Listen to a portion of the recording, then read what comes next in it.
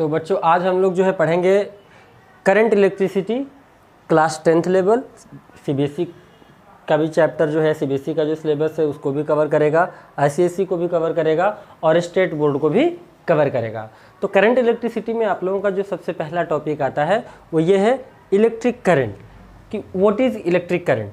तो हमने आपको यहाँ पे लिख रखा है electric current is defined as the rate of flow of charge. Electric current is defined as the rate of flow of charge, that is I is equal to Q by T. Q is the charge and T is the time. SI unit of electric current is ampere। और 9th class में भी आप लोगों ने fundamental units और quantity के बारे में आपने पढ़े होंगे, जहाँ पे आपको 7 fundamental quantity and there relative units के बारे में बताया गया होगा। तो वहाँ पे इलेक्ट्रिक करंट भी आता है। अब आगे बढ़ते हैं कि चार्ज जो होता है वो n इंटू ई के बराबर होता है। ये n क्या है? वो इलेक्ट्रॉन, नंबर ऑफ इलेक्ट्रॉन्स, चाहे जितना इलेक्ट्रॉन उसमें एक्सेस हो या चाहे जितने इलेक्ट्रॉन उसमें से कम हुए हो किसी भी कंडक्टर में, या ट्रांसफर्ड इलेक्ट्रॉन कह सकते हो। E is the fundamental charge, और इस E को फंडामेंटल चार्ज भी बोलते हैं। और इसका मैग्नीट्यूड जो E का फंडामेंटल चार्ज का लेते हैं वो 1.6 इंटू 10⁻⁻19 कूलम लेते हैं। ठीक है, तो वहाँ से Q is equal to n e भी होता है। दैट्स वाई I जो है अब वो हमारा हो जाएगा, Q को हम एनी से रिप्लेस कर देंगे, any upon T, ampere is the unit. अब बात करते हैं इलेक्ट्रिक करंट किस टाइप की क्वांटिटी है। इट इज स्केलर और वेक्टर। मैंने लिख रखा है कि it is a scalar quantity. ये स्केलर क्वांटिटी है, जबकि इसके पास ऑलरेडी डायरेक्शन भी होता है, क्योंकि इलेक्ट्रिक करंट जो है वो एक पर्टिकुलर डायरेक्शन में फ्लो होता है। जो हमारे वायर्ड होते हैं वो एक डिफरेंट डायरेक्शन में, एक पर्टिकुलर डायरेक्शन में इलेक्ट्रिक करंट को फ्लो कराते हैं। ठीक है, और मैग्नीट्यूड तो उसका होता ही होता है। फिर भी ये स्केलर क्वांटिटी है। वो इसलिए है क्योंकि मैंने रीजन भी लिख दिया है कि because it does not follow the law of vector addition. जो वेक्टर क्वांटिटी होती हैं वो लॉ ऑफ वेक्टर एडिशन को भी फॉलो करती हैं, लेकिन electric current law of vector addition को फॉलो नहीं करता। That's why it is a scalar quantity. अब आगे बढ़ते हैं कि चार्ज ऑन वन इलेक्ट्रॉन, एक इलेक्ट्रॉन पे जो चार्ज होता है वो -1.6 इंटू 10⁻⁻19 कूलम के बराबर होता है। अगर इलेक्ट्रॉनिक मास की अगर हम बात करें, मास ऑफ इलेक्ट्रॉन कितना होता है, तो ये होता है बेटा 9.1 इंटू 10⁻31 किलोग्राम। ठीक है, एक इलेक्ट्रॉन का जो मास होता है वो इतना होता है। अब बात करते हैं कि अगर हमारे पास 1 कूलम चार्ज है तो 1 कूलम चार्ज में नंबर ऑफ इलेक्ट्रॉन्स कितने होंगे। तो हम इस फॉर्मूले का यूज करते हैं इक्वेट करने के लिए कि n बराबर, इस फॉर्मूले का हम यूज करते हैं और निकालते हैं n बराबर Q अपॉन E।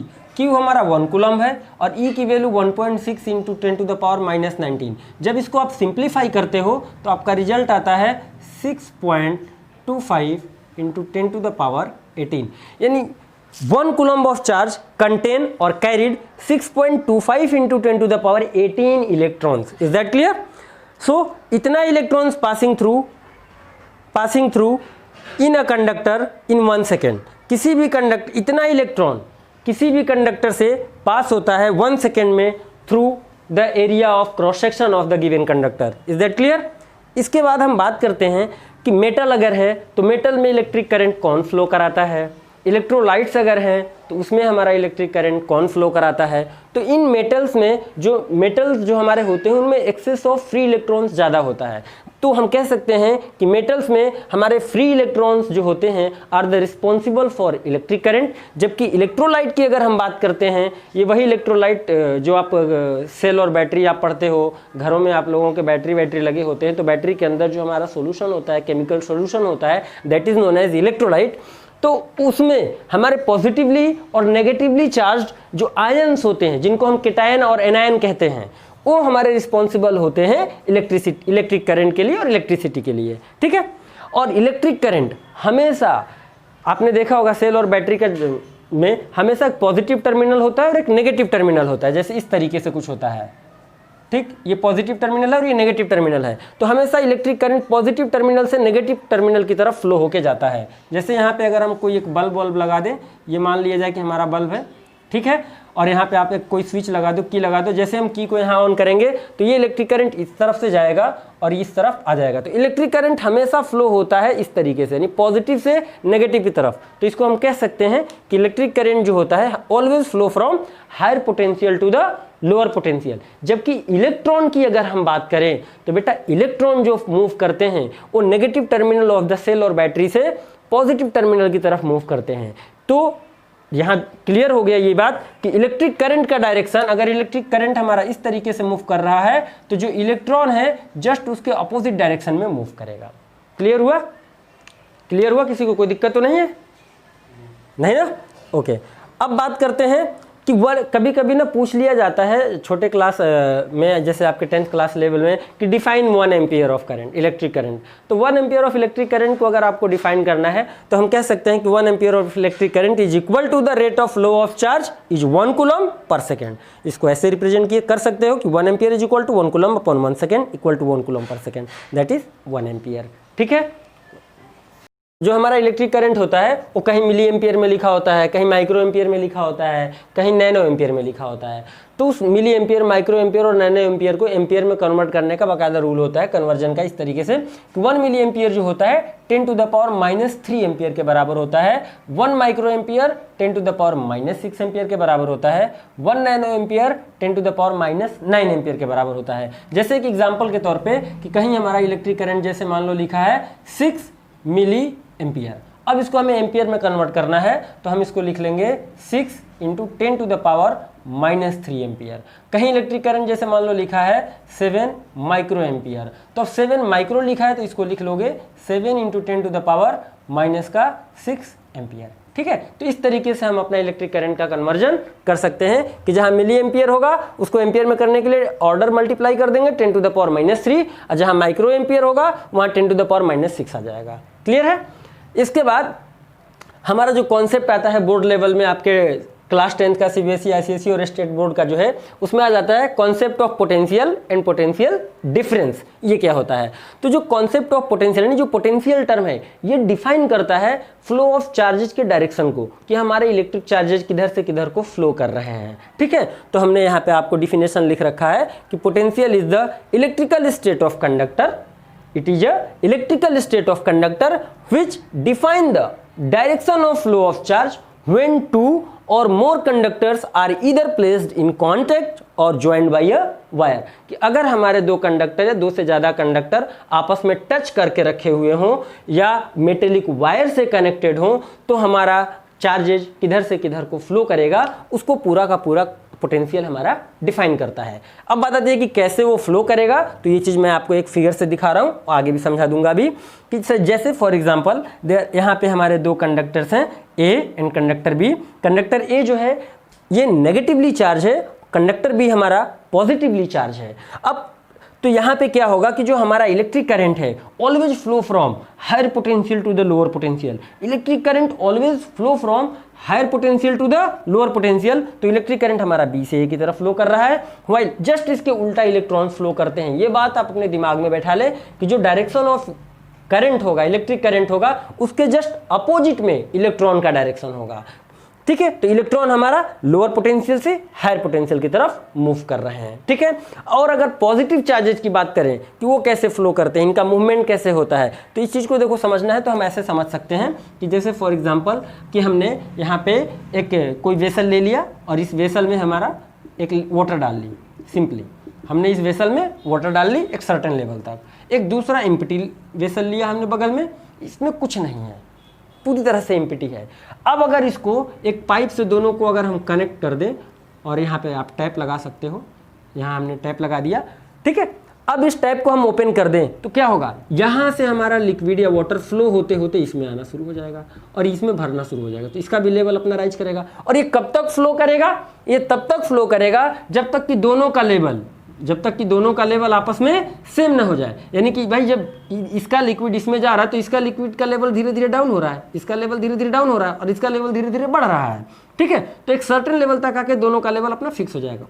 उतने ही देर तक ये केवल फ्लो करेगा लिक्विड, जब तक कि दोनों का लेवल सेम नहीं हो जाता।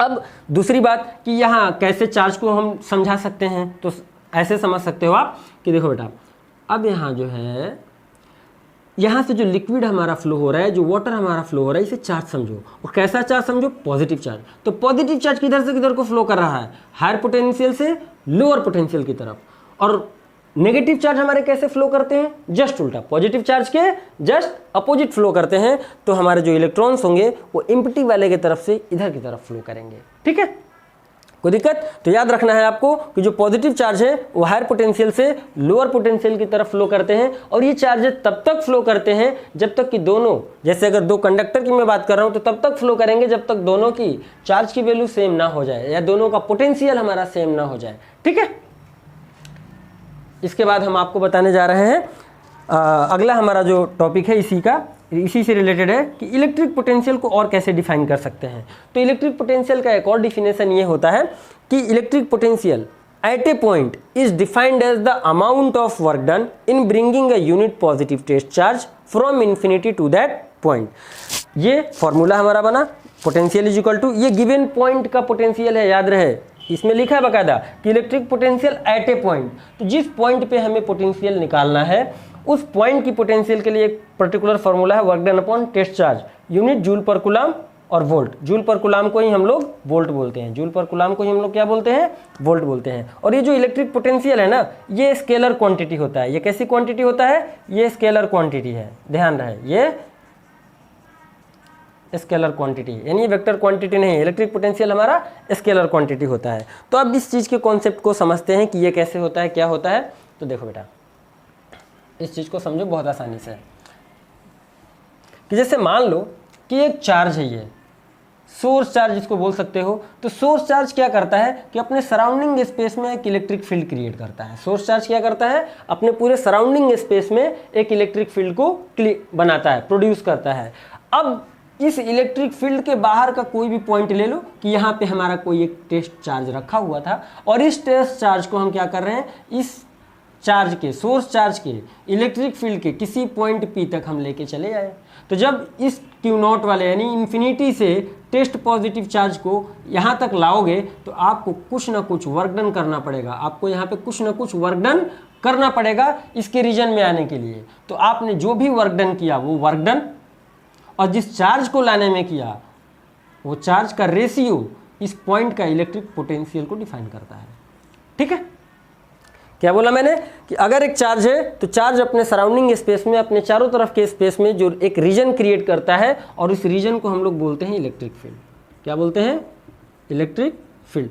और इलेक्ट्रिक फील्ड में ये हमारा एक पॉइंट पी था जो कि लाई कर रहा था, और हमने क्या किया, इन्फिनिटी से एक चार्ज को लेके आते हैं। जब इन्फिनिटी से एक चार्ज, टेस्ट पॉजिटिव चार्ज को लेके आएंगे इलेक्ट्रिक फील्ड में, तो हमें कुछ काम करना पड़ेगा। जो काम करेंगे और जिस चार्ज को लाने में करेंगे, उन दोनों का रेशियो उस पर्टिकुलर पॉइंट के लिए इलेक्ट्रिक पोटेंशियल की वैल्यू को डिफाइन करता है। क्लियर हुआ?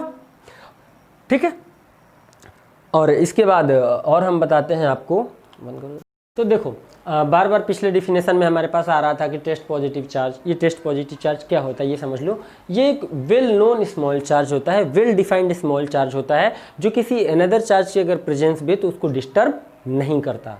ध्यान रहे कि अगर अनदर चार्ज के फील्ड में भी अगर इसको हम रखते हैं तो ये ना दूसरे को डिस्टर्ब नहीं करता, ये दूसरे चार्ज पार्टिकल को डिस्टर्ब नहीं करता और वेल डिफाइंड होता है। अब अगले कॉन्सेप्ट पे हम लोग चलते हैं, पोटेंशियल डिफरेंस। ये पोटेंशियल डिफरेंस क्या होता है? ये वैसे ही होता है जैसे आप समझ लो कि अगर एक कोई वायर है,